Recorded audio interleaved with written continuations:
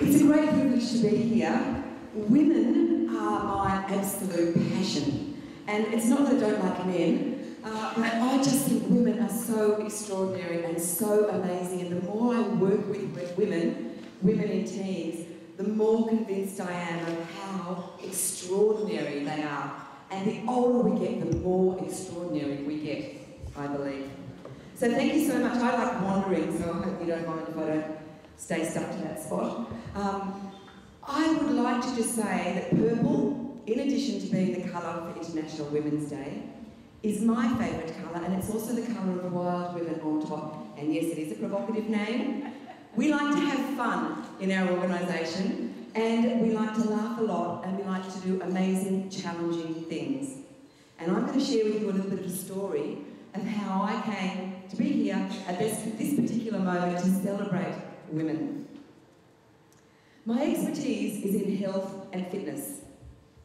And I'm on my 4th career now, so as you can see, I've changed a few times. I've also learned how to help women set and achieve big, hairy, audacious goals. They're also big, scary, motivational goals, because the goals that we talk about motivate women to get really fit and really healthy. So hopefully, I'm here to help you achieve your goals. I've been setting and achieving unusual goals since I was 12. When I was 12, any of you girls 12? 11? 11, okay, there's still time. Oh, there's some 12-year-olds, cool. When I was 12, I decided I wanted to become the national gymnastics champion. By the time I was 16, I'd achieved that goal. But it wasn't easy. This was a time when gymnastics was an unrecognised sport. There were no coaches, no institute of sport, and women didn't really do sport. I learned about failure, and I learned about rejection. I got chucked out of the YMCA, which is interesting, gymnastics club, for being too pushy and too bossy when I was 13. When the other girls were gossiping around the chalk bowl, do you girls know what a chalk bowl is? It's that white stuff you put on your hands so you don't fall off. Anyway, while they were gossiping, I'd just jump up on the bars and have an extra turn, a lot. They hated me. So in the end, the coaches had a meeting and they banned me from training at the YMCA. I had to go to the YWCA, which is interesting when I think about that now. I also had to train on my own, in my backyard, in Canberra, in the winter. It was very lonely and it was very traumatic. Like most self-obsessed teenagers, I used to feel very sorry for myself. I thought I had problems. Firstly, I had a wog name. Sounded a bit like strudel. My name was Kneddelhans. What's the problem with that? Well, no one could spell it, and I got teased incessantly. I had to get married to get away from it. Then, my dad was 22 years older than my mum. Having a dad the same age as your granddad was really embarrassing. And thirdly, my mum belonged to a quirky, unusual religion. She is a Christian Scientist. Is anybody a Christian Scientist here? Anybody know of it? That's a bit of a segue. It's amazing. However, that's another story. Christian Science combines faith with science. Christian Scientists believe we can all do miracles, including healing the sick. So I grew up with food and exercise as my only medicine. This was an era when other people's parents were having a Bex and a good lie down. You remember that? The Bex? We never went to the doctor. I mean, never. My mum believed that you could fix everything by praying. She believes that, like Jesus, we can all heal, that we can cure disease, relationship problems, injuries, and even cancer by praying. She even prayed when the kettle broke and when the dog got sick. As a kid, that made me really different. It was strange. Well, being called Kneddelhans, having a dad the same age as your granddad, and having a mum who didn't believe in doctors or medicine made me a social outcast. Or so I thought. The good thing it taught me was that the body is a miracle. If you treat it well, feed it well, move it lots. It heals itself, and there's nothing wrong with praying for health. Positive thoughts are extremely important, and that's what I took away from that journey as a kid. That bizarreness has served me well. It set me up for life. I realised that everything I resented was really powerful, and it was crucial to my success. I left home at 15, not to go surfing with my druggy boyfriend, but to find a coach who could help me achieve my goal. I left Canberra and I went to boarding school in America. Just after I returned, at 16 years of age, I became the National Australian Gymnastics Champion. 24 years, one husband, 2 children, and 2 careers later, at age 40, life does begin at 40, I had a massive failure. I failed in my goal to climb the highest mountain in the Southern Hemisphere, Mount Aconcagua in Argentina. It's nearly 7,000 metres high. Has anybody been near that mountain? Know that mountain? No? Okay. I'll show you a picture of it a bit later. Any idea why I might have failed in that strange goal? No? Altitude. That was one of the reasons. Actually, the short answer is I failed because I was a novice.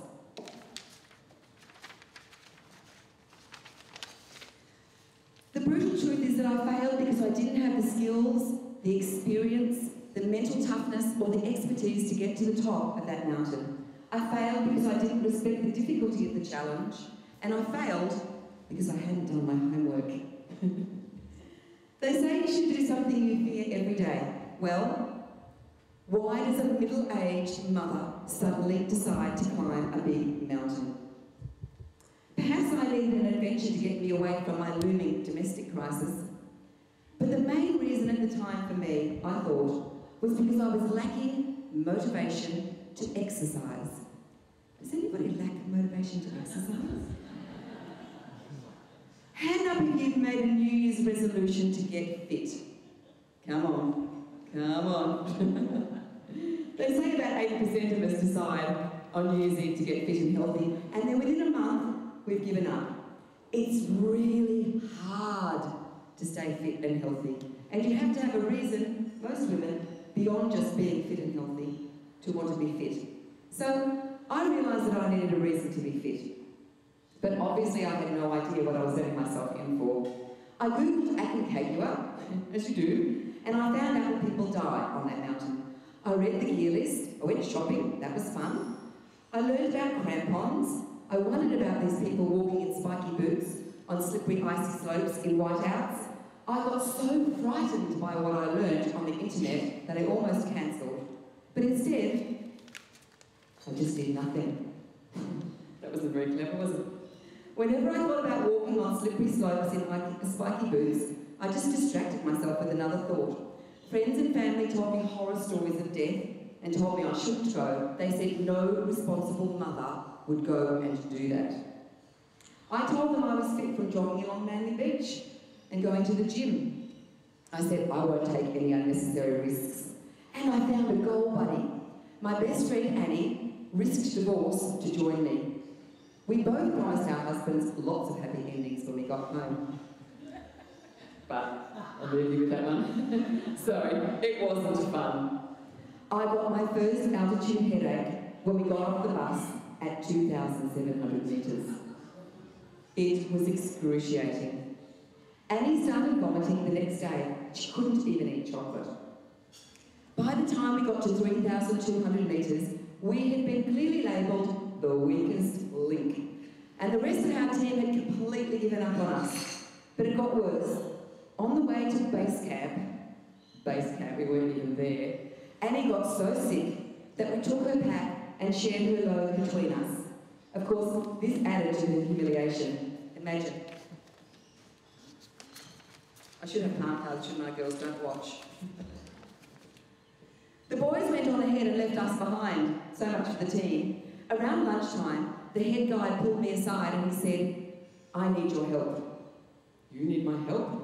He held up a key and he said, you have to take this key to base camp. I don't know the way to base camp. Imagine, I didn't have a clue where I was. I said, I'm a city girl.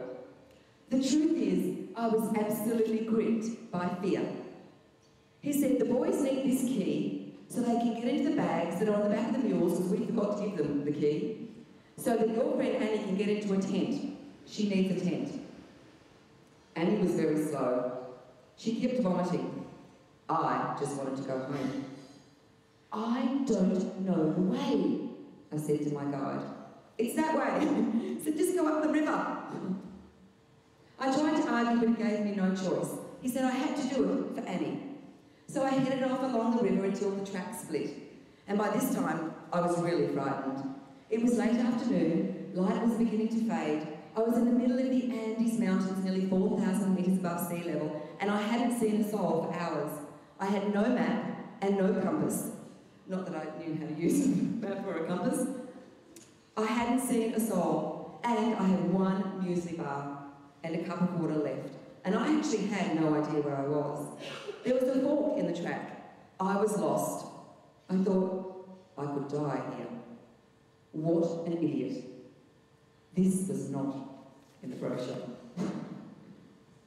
I took the left fork. I'm not quite sure why, but I went the left. Then I bumped into a man running along the track. I said, base camp, base camp. He went, no. I should have taken the right fork.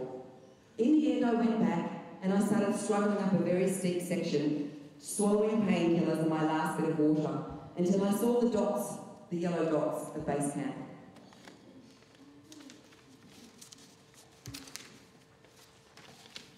I dragged myself in there and I just lay on the ground.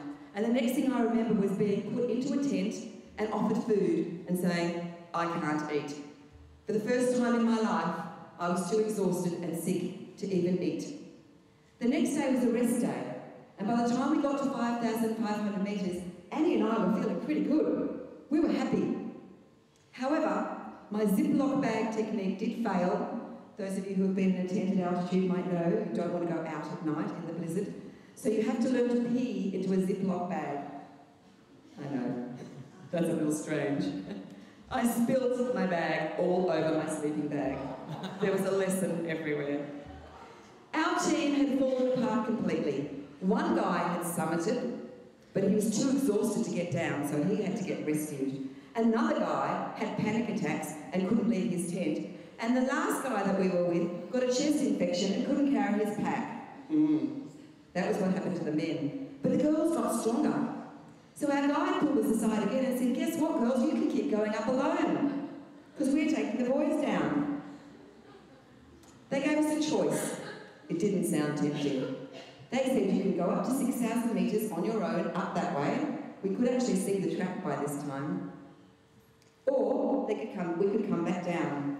In the end, we decided to go a little way on our own. We got to about 6,500 metres. It was an agonising decision. We'd come all this way, and we actually felt pretty good and the weather was fine. But where we got to, there was no trophy, there was no ribbons. We ended up carrying the boys' bags back. No glory. Even at the pinnacle of deluding myself, this was not a trophy and this was not success. We had failed, or so it seemed. Out of this failure, I created success.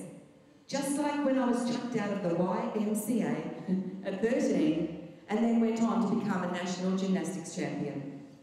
I started my own business, Wild Women on Top. That's because we climb mountains. I re-entered the fitness world, but this time in outdoor fitness. I developed a program of outdoor fitness called Trek Training to prepare women for challenging adventures. Something to look at now. These are our awesome women of Coast Trek. This is the mountain that we climbed, and we got to about here. And that took 2 weeks. 8 years later, in 2008, I returned to Mount Aconcagua with a team of women that I trained using Trek Training. We finally stood on the summit of the highest mountain in the Southern Hemisphere together. There was 8 of us that headed out on summit night. We were the only full team of women on the mountain at that time to head out as a full team. Most of the other teams had been reduced to 1 or 2, and some to none. 8 women headed out. 3 of them got turned back because the guide was tired and we were too slow. The rest of the girls got to the summit with a different guide. It's amazing what happens on mountains. Along the way I learned I can carry everything I need for survival for a week on my back. And I'd also learned that breaking down a big, hairy, audacious goal into small bite-sized chunks, step by step, we can achieve extraordinary things. Oh, forgot about that. You know what that is. That's a toilet. This is some of the gorgeous girls that I climbed Aconcagua with. These bags were handed to us by the guides, and they said, "This is for number 2s." No, ladies, you don't need a white porcelain bowl. You can manage with a tomato bag from the supermarket if you have to in the wilderness. Luckily, we had those beautiful guides to carry that out for us. This is what we did in the base camp nest tent. We had baths, and we got clean, 1 bath in 2 weeks in a little wash bowl. And we got these most amazing undies. The reason we're there in our undies is because this lady, Carla, gave us all a little treat, and our treat was Summit undies. And on the front of the undies, this is what it says: "Never, never, never give up." And we never gave up. So I took these lessons and I trained my coaches on how to be physically and mentally fit for adventure. And we've gone on to continue achieving extraordinary goals together as a team of women. I like to inspire women to achieve health. I like being my own boss, working my own hours, and climbing mountains and getting paid for it. I used to work for John Laws as one of his handmaidens. Any of you remember John Laws? I was a handmaiden. We had to wear frocks. And you know, because I was nearly 50, I thought it was quite funny, so I didn't mind wearing a frock. You girls probably wouldn't do that for a job. But I did. It was a great education. But one day John came on the radio and he said, "If you find a job you love, you'll never have to work a day in your life." And I found that. I resigned that day. There it is. If you find something you love, you'll never have to work a day in your life. And yes, I did beat him at the arm wrestle at the Christmas party. Team challenge. A couple of years later, I came up with an idea that would, at the time I started, I was a bit mad. They got scared. They worry about the numbers.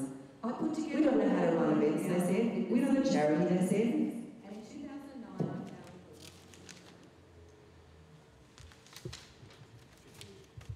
Fortunately, I managed to convince them that it was a good idea. Because without them, without my team of amazing women, and I have the beautiful Jilly here, who's a very key part of that team, without that team, this event, our event, would never have happened. And now, we have worked out what we can be best in the world at. Wild Women on Top is the best in the world at inspiring and empowering women to achieve health through extraordinary team adventure goals. To date, over 4,000 trekkers have achieved health by walking the stunning coast of Sydney, raising nearly $4 million. This money has restored sight to nearly 120,000 people through the Fred Hollis Foundation. And that is something that is so exciting and so exhilarating and so fantastic. And over 90% of our trekkers are women! Which is fabulous. I've got some of the gorgeous women here. This lady here, Mary, is a mother of 10. And she's climbing 7 summits. She's had a few little interruptions along the way. That's extraordinary. So if you turn up to training and go, "Oh, it's a bit hard getting here," we go, think about Mary. She had 10 children to organise. And in fact, she's got 12 now because she's adopted 2 of her grandchildren as children. This lady here, Lisa Marshall, is a director founder of Wild Women on Top. She's climbed many mountains, trained teams and taken them up many mountains, and she is actually the director of the Sydney Coast Trip and an extraordinary young woman. She's a generation younger than me and can do all the things that I can't do in a fabulous, amazing way. And this gorgeous lady, some of you who've done Coast Trip would know Janae Griffith, who is the energy and power of the party of Coast Trip, because Coast Trip is a party for women. And this amazing woman, does anybody know this lady? Julie McCrossan, thank you. Julie McCrossan is something else. She is one of the most inspiring, awesome women I know. She has done the Sydney Coast Trek every year since it began, raised thousands and thousands of dollars for us, and connected us with some amazing people to help us with our goal, connecting with people. Julie McCrossan connected us with the Health Minister, Tanya Plibersek, this year, who came along to start the event. She is a tireless worker for charity. She never, ever stops for a number of charities. Amazing, awesome women, and I have the privilege of sharing with them. So passion and positive thinking. 2009, we had 10 teams. We got the route wrong and they went 126 kilometres. That's what Google Maps does for you. And we raised $200 and we thought that was fabulous. In 2013, we had 520 teams, 90% of the women, trekking that coast, and we raised $1.5 million just in that one event. So if I can leave you with anything, team, the power of the team, together, everyone achieves more. And take any obstacle you're given. Obstacles are good. They're defining. They will change your direction. You either go over them or you go around them. But they're fantastic. Bring on the obstacles, because we're in the business of solving the problems with our teams of women. Do you know where that is? Yeah, you guys should recognise that. This is yesterday morning at Balmoral Beach. That's one of our training groups that we have down at Balmoral at 6 o'clock on a Thursday morning, and we get to see that view every morning. How good is that? This is a view of our Wild Women on Top, at the top of Mount Kosciuszko. We do little trips and little treks and little adventures, and carrying a full pack, 18 kilos, to the top of Australia's highest mountain is one of the fun ones that we do. Julie McCrossan trained for 2 years to do that trek and succeeded in achieving that goal. So I'd like you to think about what your goal is. Work out what your goal is and go and find out how to achieve it. And I'd like to leave you with a couple of little health and fitness tips, because of course that is my main passion. I'm not very good at running a business, but I'm really good at health and fitness tips. So, you need a goal buddy. If you have a goal buddy, it's much more fun and you'll keep doing it much longer. So find a goal buddy. Research shows that if you exercise in the morning, you'll have a much greater chance of making exercise an ongoing part of your life. It's so much harder at night time once the kids get home. Do it in the morning if you can, do it before brekkie, and then if you get a nighttime one in again, that's a bonus. Research also shows that if you commit to a challenging fitness goal, you will prioritise your fitness. So get yourself a big, scary, motivational goal, because otherwise fitness will just get left off the list and you'll get busy with shopping and cooking and kids and family and husbands and work, all those things. Prioritise your fitness and health, because without that, you've got nothing. You can't nurture all those people if you're not healthy. And research also shows, interestingly, that just half an hour, and that includes a brisk walk along Balmoral Beach, of exercise equals one antidepressant. Exercise is our medicine. Oh, and last year I got lucky enough to go to Nepal, and I did the world's highest handstand. That was pretty cool. Luckily I had, and I do have to say, as I mentioned earlier, men are amazing, and I do have some wonderful men that have supported my goals over the years. And my partner, luckily, happened to be there at the time to take that amazing photograph. So I thank him for that.